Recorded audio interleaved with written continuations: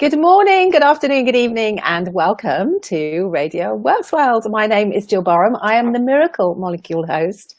And today I'm having a light-hearted conversation with the lovely, gorgeous Lionel Palatine. Hello. Hello, Dr. Barnum. Congratulations. Dr. Barham, yes, I know everybody puts an N in it. Dr. Barham, yes. Yes, I'm very honoured to have received an honorary doctorate from the Academy of Universal Global Peace a couple of weekends ago for all of my work, which is lovely to be recognised, isn't it? Well done indeed. Yeah, thank you. So Lionel, it's very nice, very happy Sunday together a couple of weeks ago, didn't we, at a wedding? At the wedding, yes, yeah, beautiful day. Yeah, it was a beautiful day, wasn't it? So Lionel, before we get going, just in case the world doesn't know who you are, or some people in the world don't know who you are, I'd like you to tell us. Too much, you know. I'd like you to share with us what you're passionate about, what your purpose is in the world. What is it that you do currently? What do we currently do? Well, we currently help people. We transform people's lives and their businesses. Essentially, we are transformational. My wife and I, we work together as transformational consultants, and from a lot of years in business, both my wife and I have had separate businesses, which we've come together and we've brought a lot of things together, a lot of Eastern philosophy and Western science and family cultures to create something very unique. We run courses, we run here in Blissland, we run courses on awakening bliss, which is helping people to understand that there is a much better way of life than what they're currently leading, and attracting bliss, how to manifest things into your life. And when you come here and feel the energy, you'll understand just a little bit more about attracting. And then we run a course called Arousing Bliss, which is a personal connection with our soulmate and increasing the joy of relationships. So that's about. Oh well. Apart from that, we also have two businesses, two separate businesses, which are property-based businesses. So I've been in property and that sort of thing for many years. So we can also advise people on those sort of things. So. Yes, and I've been very, very privileged to have spent some time at Blissland, which is near Congleton, by the way, everybody. And it's up on a hill, and it's on ley lines, and it's the most magical place. And I love being in your pod. Your pod featured on Grand Designs, didn't it, many years ago? Yes, yeah. My flat packed home. My flat packed home. Your flat packed home. Yes, but the energy here, I mean, there's so much kind of going on energy-wise with the labyrinth and, like I said, the ley lines, the crossing ley lines, very, very powerful. So it's a very, very beautiful place to be. And even we have builders and things coming here, and they just, I love it here. I love it.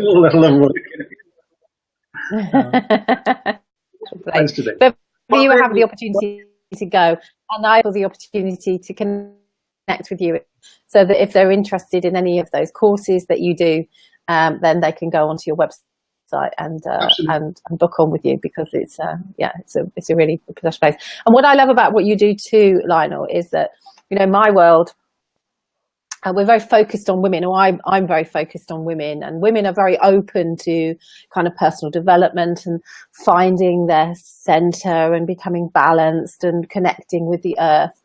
But actually what you do is you give a space for men too, don't you? Oh, absolutely. Yes, we have a man's gang called the Yang Gang, man's monthly meeting going on here. And it's going from strength to strength. I started it 4 months ago. I was a bit apprehensive when I started, what we're all going to talk about and how is it going to work and all that. And it's been wonderful, absolutely wonderful, very inspiring.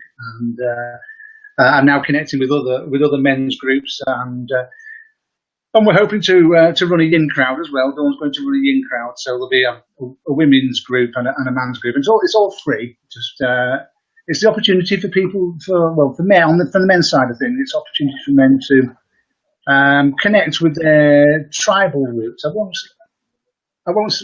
Spiritual tribal roots. I'm always a bit wary about saying spiritual because people connect it to religion, but we are absolutely no religions here at all. We're not at all religious.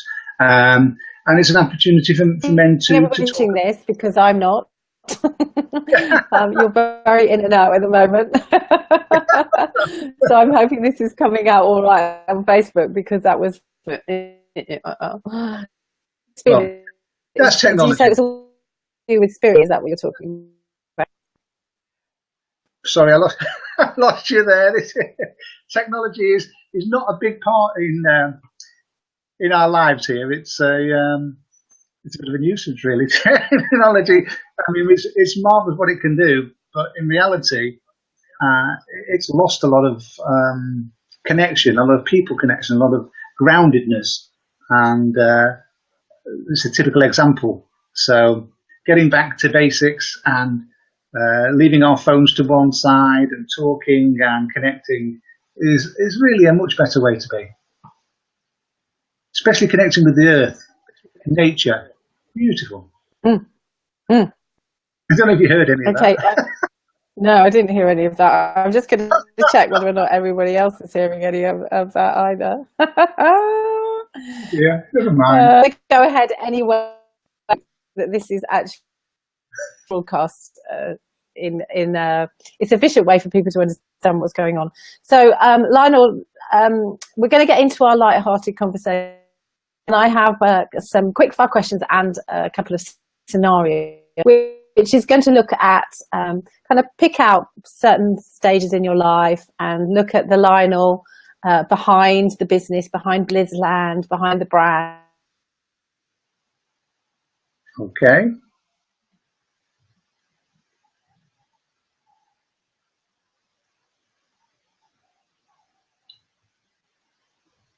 Well, I don't know if you can hear me, but I certainly can't hear you. You've kind of frozen out again. It's just typical of technology. And whilst technology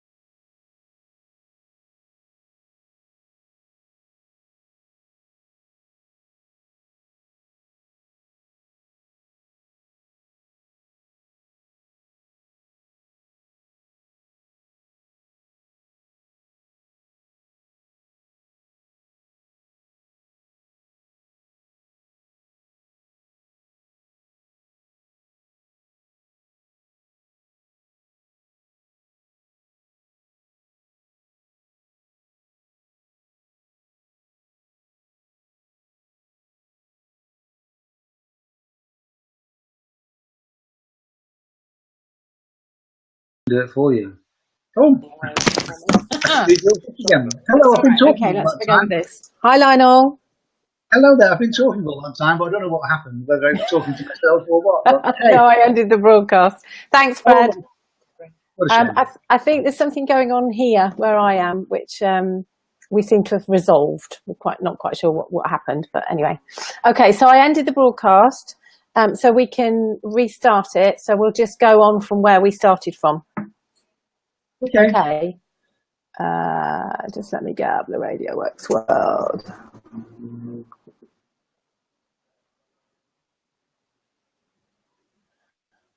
Because we hadn't actually got into the call, so okay, here we go. Oh, it says oh, wait a minute, end live broadcast. Oh, maybe it was still going. Who knows the ways of technology? Certainly not I don't know what you were talking about, but it seems that everybody was listening to you, so that's fabulous. Okay, let's get into our call because we still seem to be live. I was just filling the space. Ask away. Ask away. Okay, so this is all designed to look at the Lionel behind Blissland, behind all the businesses, behind everything else. So I've devised these questions that I'm asking everybody, and nobody has prior knowledge. You don't know what I'm going to ask you, do you, Lionel? No, my wife wouldn't tell me. I know she was on with you last week, but she wouldn't tell me. She swore to secrecy. I swore to secrecy. Don't tell him. Don't tell him. So here we go. So this is my first scenario. So Lionel, you're in a very nice hotel and you're going to lunch and you're getting in on the bottom floor into the lift or the elevator, going up to the top floor where you're going to have this lovely lunch. And one other person gets into the lift with you.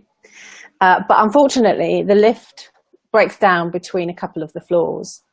And you get a phone call to say, unfortunately, you're going to be there for 2 or 3 hours, but they are going to come and rescue you.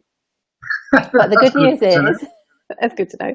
The good news is that you've got windows, so you're not going to get claustrophobic. And the other bit of good news is that you've got one other person in the lift with you, and you get to choose who that other person is in the lift. So of everybody that you would love to spend 2 or 3 hours with, dead or alive, that you've wanted to ask all the questions, really pick their brains, who would you choose in the world to spend that 2 or 3 hours with? Oh, dead or alive, that's a different matter, isn't it? I think if it's dead, it would probably be Krishnamurti, a chap who could really have a long and deep conversation with, and 2 or 3 hours would just melt away speaking with him, I'm sure. It's is that Krishna, as in Hare Krishna? Hare Krishna, Hare Krishna. Is that Krishna? No, well, Krishnamurti was. It's funny though, a lot of people don't really know about him. He died in the late 80s, I think. He was a Brahmin that was sort of picked by. Have you heard of Annie Besant? She and her teachings. She was responsible for picking him from the Brahmin in India, and grooming him to be the world spiritual leader.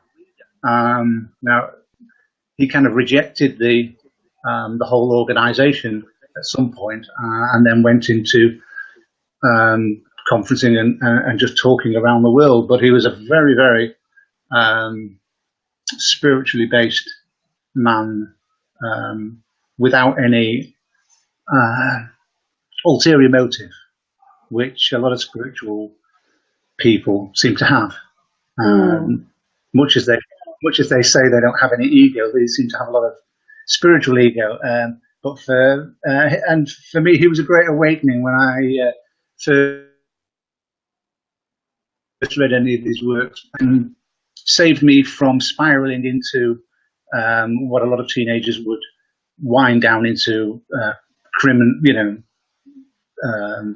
being homeless and criminal and drug addiction and all the sort of activities that somebody could very easily spiral down into as a teenager when things happen to you.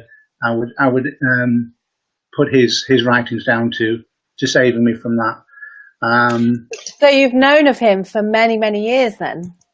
Oh, the other person might be Napoleon Hill, though. It's a tough one. You know, Napoleon Hill, quite a good one as well. But I think Krishnamurti would be more from the heart, whereas Napoleon Hill is more business guided. And now at this time in my life, certainly I'd like to look at the spiritual aspects of things. So yeah. Okay. All right. So you're in the lift with Christian, and we're going to feed you because obviously you're on your way to lunch and he's hungry and so are you. So I'm going to provide you with a lovely table or you can have it on the floor wherever you want to eat it, with very nice cutlery and crockery. And I'm going to magic you up your favourite meal and drink that you would like to share with your guest.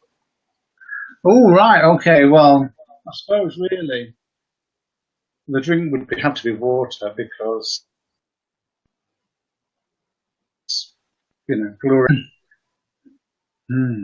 to eat. Ooh. Well, my wife's turned vegan recently, so she's been vegan. She's not invited though. She's not invited. It's just you and him. Off the. You can go off piece. I'll tell you what I would like. I would like spinach lasagna. Now, there's a place in Manchester that does spinach lasagna, which it just does it very crispy and just layers of spinach. And yeah, I mean, spinach is one of my favourite foods. And I don't know whether it's from watching Popeye as a young boy. Certainly hasn't done much for my muscles, but I find it a very nutritious food, and certainly done in a sort of crispy lasagna. But it's done the way this place does it in Manchester. They do it without pasta. So it's like layers of spinach with sliced, that one that's like cucumber but isn't cucumber. Courgette. That's the one. Zucchini. And tomato flavouring and things. So yeah, and a few chips on the side. Sweet potato chips. They're really nice. Yeah, they're healthy for you, and so I think that would go. Yeah. I might be tempted to have a glass of rosé if I'm stuck in a lift, but probably not if I'm with Krishnamurti. Maybe if you were with Napoleon Hill, you would. Oh yeah, I think that would be a different then. Yeah. Great question, man. Great question. Thank you. Okay, brilliant. Thank you very much. So let's go back to the 18-year-old you then. So can you share with us about what was going on at 18 for you? Where were you living? What was happening? I was a bit of a nomad at 18. I was kind of wandering the country in my 35-pound car, kind of living out of my car, trying to live off the land as much as possible. I read a book called Free for All as a teenager, and it taught you how to live off the hedgerows and forests and the things that were. And I tried that for quite a while, and got a lot of pleasure out of it until it kind of made me a bit poorly, So I had to go back to my mum to get sorted out, as you do. But very much actually, the hippie lifestyle, which I've kind of come back to now, the long hair, Afghan coat, just very free. And I'd kind of work. I'd started my own business, so I'd kind of work and then take off. And then, when I'd run out of resources, I'd come back and work some more. And it's funny, we just had a family party at the weekend, and we were talking about this. And my sisters were saying what a vagrant I was, wandering around. And I had this car that I paid £35. I went all over the place in it. It took me days to get anywhere. Everybody else would be there, and I'd turn up days later. But so that was me, kind of Afghan coat, very much a unwashed. My sister was saying, but the unwashed, great unwashed. And what were you listening to, Lionel? What kind of music? Yeah.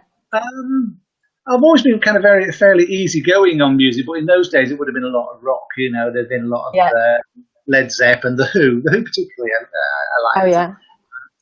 In fact, again, this last weekend I was listening to some Who in a man's meeting, another man's meeting, which was "Who Are You," which is a very. Who are you? That's the one. I would have sang it myself if I had the little sit there and play. So yeah, and Yeah, heavy rock music would have been. Yeah. Okay. All right. So that's 18. So let's move now to 35. So what was Lionel Cool. doing at 35? Oh, where were you living, by the way? Were you in Manchester at 18?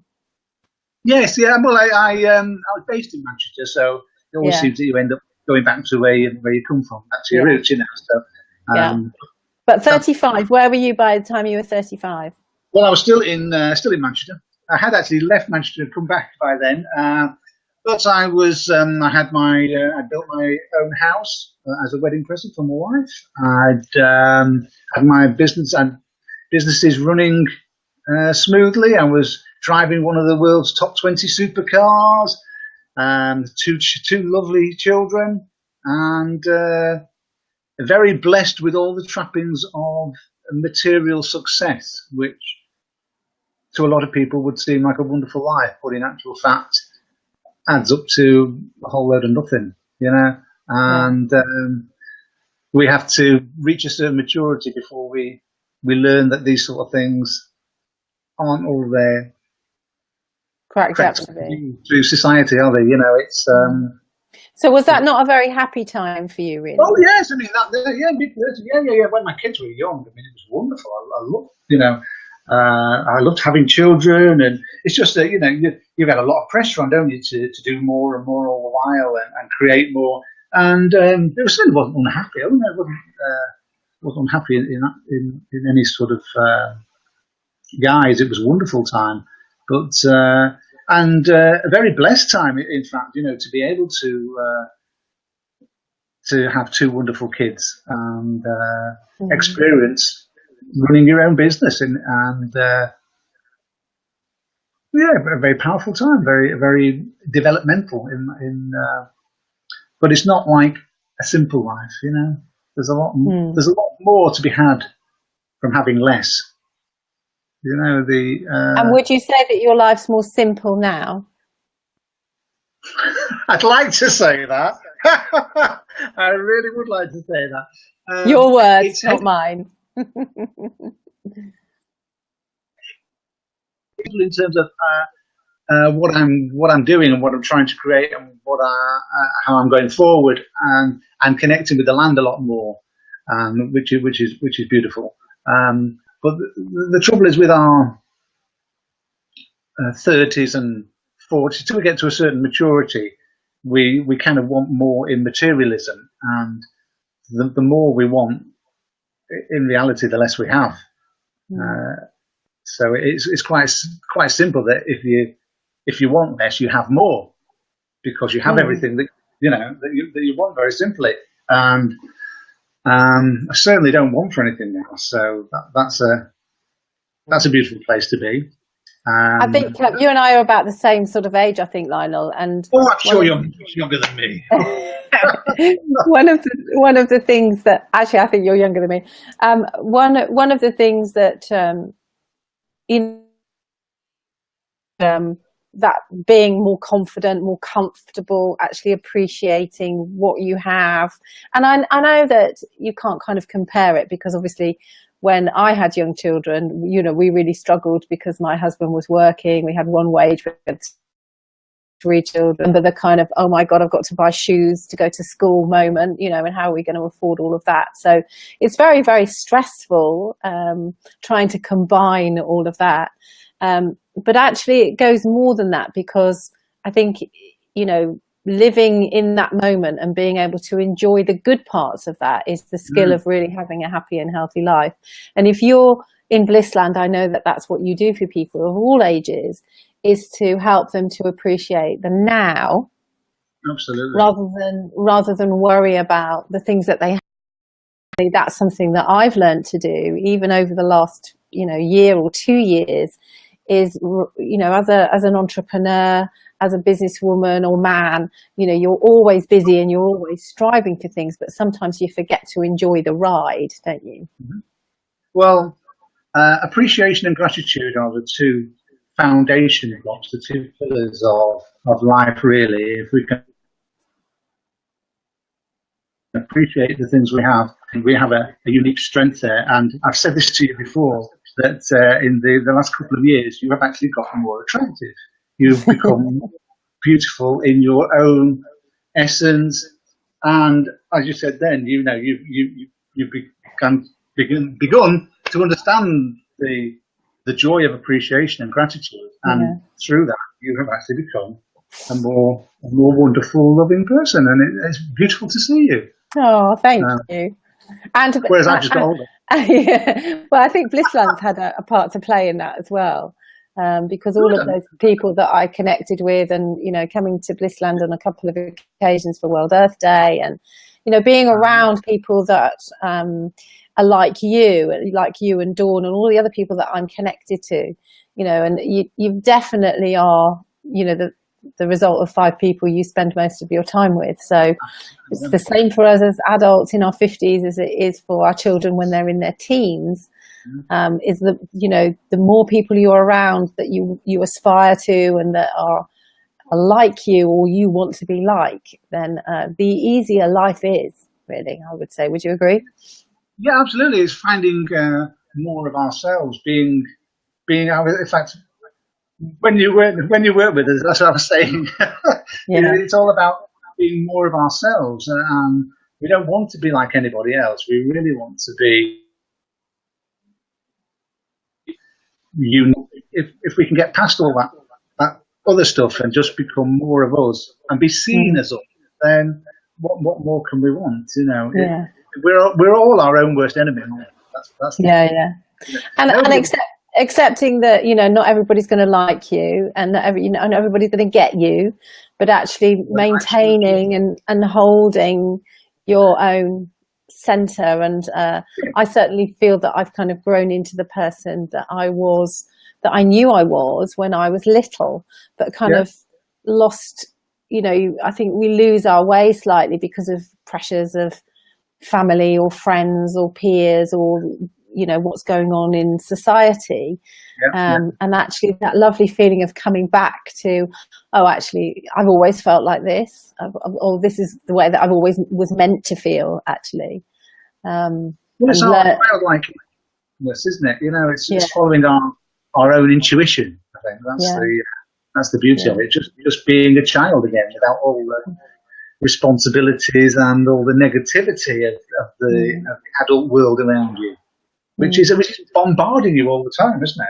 Yeah, especially nowadays. Our life now, within the last 5 years, and partly because of what we're doing here, with Facebook and so on, and social media.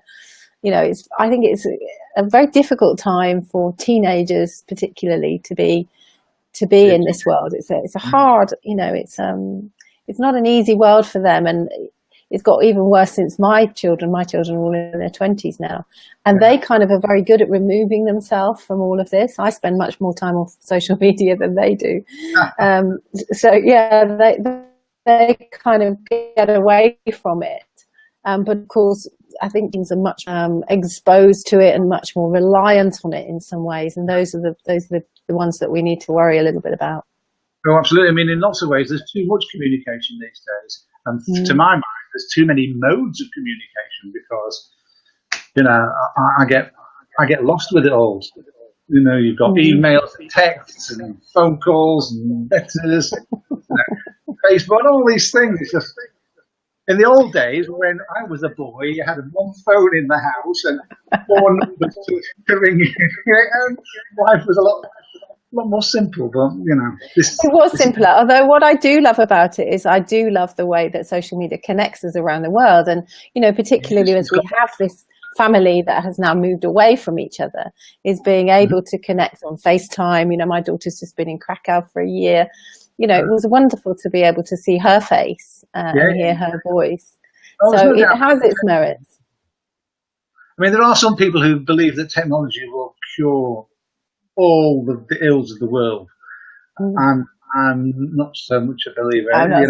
This Aquarian age that we're in now is going to be I see it as a complete roller coaster for the next 30 years. Hopefully I'll be around into the new age of whenever it is, 2050 or whatever, when we move out of the Aquarian age into whatever the next age is, and be able to see a utopian world. But before then, going to be a lot of upheaval and a lot of pain and suffering before we can get to that place, isn't there? You know, which is the world has to learn a lot, I suppose. Okay, so carry on. Well, I was going to say, we hope that in our small way we can raise the consciousness of and the awareness of anybody who comes into contact with us here, you know. Yes, and I think that's the thing, is that there are lots of pockets of people, and I'm very fortunate to be connected to these pockets of people like yourselves that are doing that conscious awareness of attracting, want to move away from, you know, all the noise that's going on around at the moment. And the more that we can create that movement, even by things like this, and helping people to realize that you don't have to be stuck in the situation that you're in, that there are lots of people there that have done the work on themselves in order to help you to you know, fulfill whatever it is that you want to in the world. And that's the key to it, actually, isn't it? Is doing the work on yourself first. What was it, Plato? Or was it Socrates, isn't it? Above all else, know thyself. Yeah, absolutely. Okay, so thank you for sharing that. So I've got some quick fire questions for you now. So these are just kind of one word answers. So are you a TV? Sorry, I missed that. TV or a what? Are you a TV or radio boy? Do you like TV or radio? No, we don't turn the TV on at all. We don't even know how to turn it on. We don't think it works. So certainly the radio. Yes. Radio, but okay. We don't hear a lot of that. Fiction. Go on. No. Oh, sorry, your sound's breaking up. Go on, say it again. So fiction or non-fiction? Non-fiction, but I think really I should try and get back into a bit of fiction just to take my mind out. You know, I think once in a while, fiction is good. So maybe once a month a fiction would be good. Yeah. Okay. And are you the oldest, middle, or youngest child? Oh, I'm the youngest. Yes, the youngest of four. Yes. Yeah, so totally pampered and looked after, according to my sisters. But what it actually means is, you know, it's hard. Oh, it's. Okay. And at school, were you the goody two-shoes? Were you the class clown? Were you a bit of a handful, or were you slightly under the radar?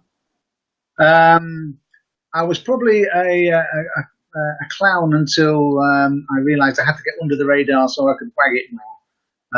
The school and I didn't connect. To the age of 12, it was probably the end of school days, and I wouldn't recommend that to anybody.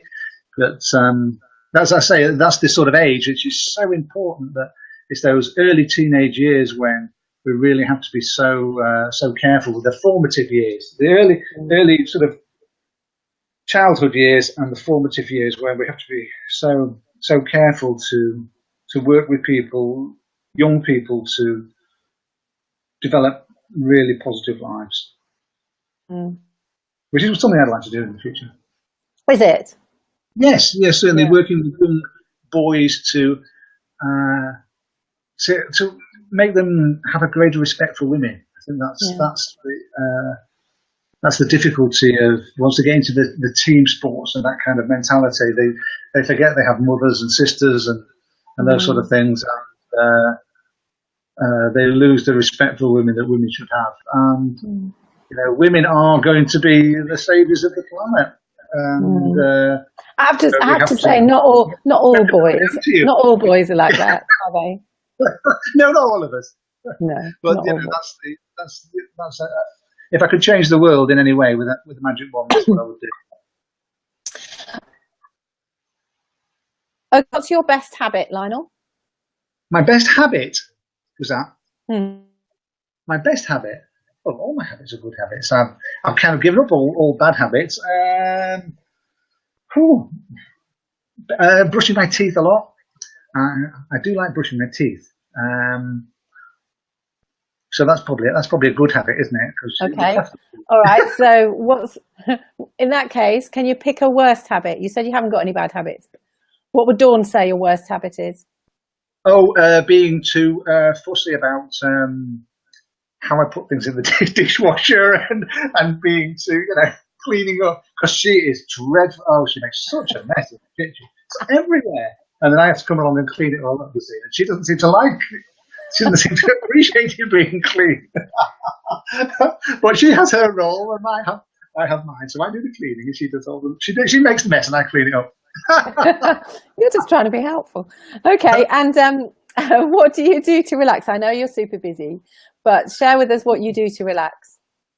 Well, just spending time with Dawn in nature is beautiful. Walking is wonderful. Reading, I really would like to read more, spend more time reading, but it's just, like you say, it's so busy. You sort of put things to one side, which really should be paying big attention to. Just simple things. Seeing the plants grow, and And do you have any nicknames, or have you had any nicknames? Yes, I've had lots of nicknames over the years. I don't know why. Are they clean enough to share with us? Well, my sisters and my brother used to call me. My sisters particularly used to call me Pineapple Juice. I don't know where that came from. I mean, because my name's Lionel and I'm a Leo and I've got the hair, lots of people call me the Lion Man and the Lion and Mr. Lion and all these sort of things. I've had lots of nicknames, and they're all been fairly clean, I think. Oh, well, that's good. Okay. There's one lad at school used to call me. Oh gosh, what did he? He had this really elaborate long name for me. But it's gone out of my mind now. But it was just like, this long name. It's hardly a nickname, is it? If it's a longer name than the one that you've got. Bizarre. Okay, and now you know that I'm a singer. You know that. I do. I think you. Yeah, actually, I think you'd gone home by the time I. Were you singing at the wedding? Yeah, I did. Oh, you were on the microphone. I missed that. Oh gosh, what a shame. Yeah, you've gone home. Anyway, so if I'm out and about and I'm on stage and I get you up on stage with me, what is your karaoke song going to be? Oh, that would be an interesting one. Gosh, karaoke song. I think it'd probably be better off being one of those big band tunes. Not that I would be any better at singing it than anything else. But I just sort of think I'd probably come over, like what's it, Dean Martin, something like that, or maybe a Frank Sinatra. Frank Sinatra. But, I mean, if I was going to sing, from the heart, I would probably sing a Beatles song or Imagine, or Woman, particularly as a nice. I like singing that one. I sing that quite a lot. So. Yeah, Woman actually would be a nice song to sing at karaoke. I've never heard anybody sing that, so I'd go with that. Yeah, because I could sing to the women in the audience. You could. Yeah, I'd have to sing it to Donny, obviously. Yeah, obviously. Okay, so this is my next scenario. Just to tell you that you've met my lovely husband, haven't you, Peter? I have indeed. And what a very nice man he is indeed. I really enjoyed the time we spent together, actually. Yeah, it was really nice. So he and I have been together for 35 years. And a couple of years ago, Sorry? I said, what's the secret? To America and did a month in America. Mm-hmm. And we had a travel consultant who organised all the flights for us and all the hotels. So we didn't have any. We had the most brilliant time. We didn't have away. So I think I probably know the answer to this, but who would you spend a month with without a crossword? Oh, it'd be Donny. We've never had a crossword since we met. It's been a wonderful symbiotic relationship that has been, two soulmates. I mean, people meet us when we're in crowds, and they just come out of the crowd and say, "Oh, I just want to be near you. I just want to speak to you. You've got such beautiful energy." We met somebody. We were going for a rune reading down in Glastonbury, and before we even got in there, the lady was saying, "You two are sky dancing eagles. I can see it." And so people just read our energy, and together we're just great. And actually, just a month of Dawn and I just in bed. It doesn't matter where we are. We can just stay in one room. would be wonderful. In fact, we're going off to India in September for just over a month, so that would be a nice time to just chill out. It won't be so chilly in India. It'll be hot, I think. No, it'll be hot in India. I have to tell you that she said you, so that's a big relief, isn't it? Oh, yes, that could have been an awkward one. Could have been awkward. Okay, now these conversations are being transcribed into a book that's going all around the world. So it's with Radio Works World. My book is called Your Heart Matters: Light-Hearted Conversations with People of Significance, and you're certainly. Oh, well, that's very nice of you to think of it that way. So we're transcribing it, and at the same time, we're doing the Around the World in 80 Days tour. So it's from October to December.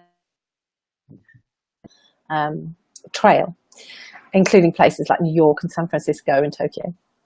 But at the same time, I'm creating a playlist, and I'm inviting each one of my guests to drop one song onto my playlist, and that song is the song that makes you feel light-hearted.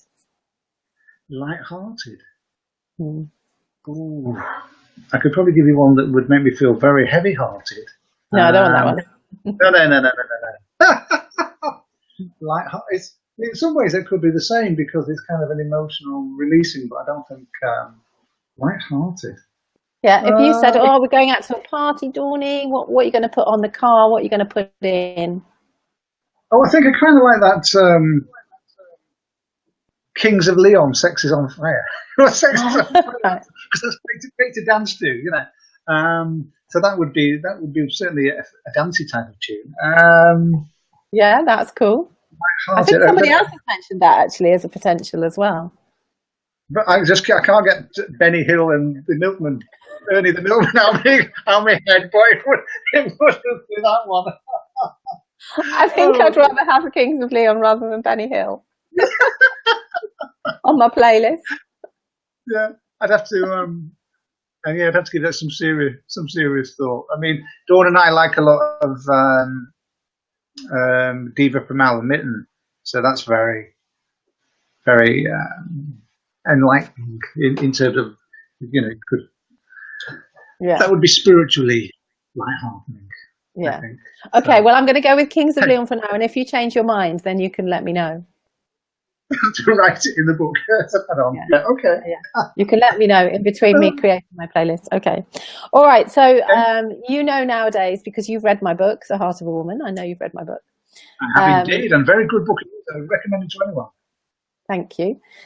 So my real passion now is to show people the way to a life of better health through preventative and reversing illness and disease by building health rather than treating symptoms, basically, and particularly the particular focus on the gut health, but also on with your heart, your heart being the major organ in your body, but also in terms of your spiritual growth as well. So I'd like you to share with us, if you would, what you do to look after the heart that you have here, so your physical heart in terms of looking after your health, but also your spiritual heart, the heart that you have to give to the world. Mm-hmm. Well, obviously the physical heart is all down to working in the garden and working on the land and just putting as much energy into, the rough and tough stuff that I'm not a fan of going down the gym or anything like that, because I think you're so much more connected when you're working with the land, and pushing a barrow full of wet soil uphill is just as good as pumping any iron or anything. So I would certainly, on the physical side, say that the garden is the best place the land is certainly the best place to work with. Mm-hmm. On a spiritual side, it's connecting with yourself, really, and finding that inner peace, that space within your thoughts. I usually say to people, try and find the space between the thoughts, and then extend that. And that space is really where you'll find your spiritual connection.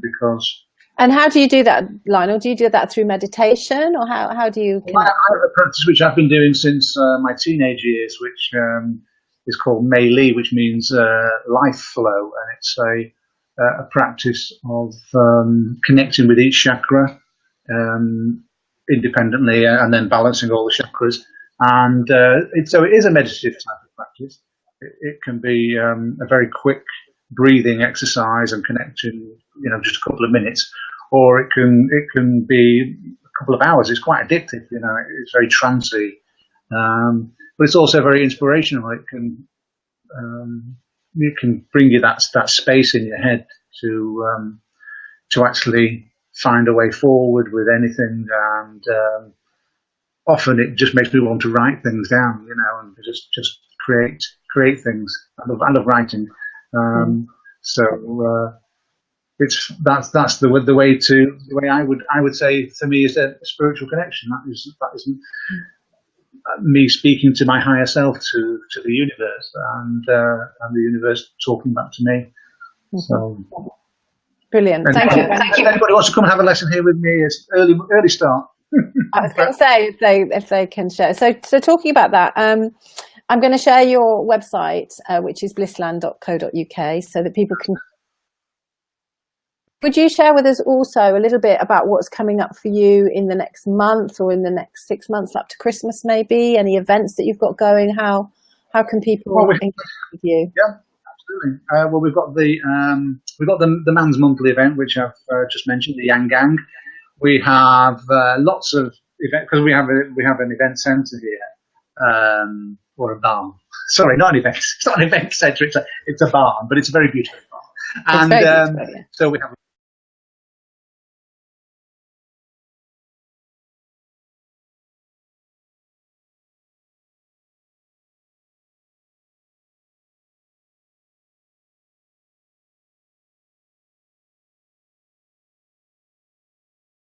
Have you gone? Well, you've gone for a minute then. I did go, yes, sorry. So we have one of our Awakening Bliss days, and then we have another one in August, and then we're off to Dawn and I are off to India for 37 days, I think it is, from the middle of September to October, and then we'll come back and we're going to reorganise lots of things. Because we're looking at doing a sort of a world tour and running our events in lots of resorts around the world, in Fiji, Fiji, and sort of nice exotic places, so people can come and join us as part of their holiday, and then it can be a tax allowable expense, can't it? Because they're coming on a self-development course. So, hey. So that's the kind of way we're looking at things. And we're still developing our own things. We've just brought out the Love Wisdom cards. They're just going into production. And our books, we want to get them into a proper book format. And there's just so many things to do. But we are making progress. And life is very beautiful. Brilliant. Brilliant. Being here with you today. Oh, thank you, Lionel.